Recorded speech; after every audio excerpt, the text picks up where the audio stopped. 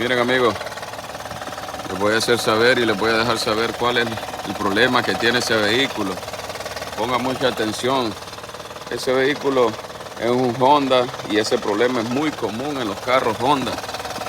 Si a ti alguna vez te ha pasado, deja tu comentario, deja tu like y comparte si te resulta útil esa información.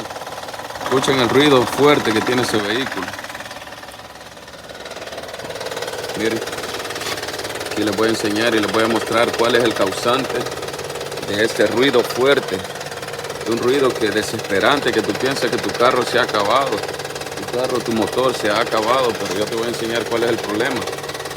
Mira, si tú ves esta parte acá, en la parte de atrás del sensor de presión de aceite, lleva este tensioner. Este se llama belt tensioner. Aquí está, miren amigos. Y ese viene completamente con el kit de la timing belt. Ese es el causante de ese ruido. ¿Qué sucede cuando tú escuchas este ruido en tu carro? El problema que es que ese tensor hidráulico pierde presión y eso es lo que ocasiona que tu vehículo cause este ruido, que tú piensas que tu motor internamente se dañó, pero el causante de eso ha sido tu belt tensioner.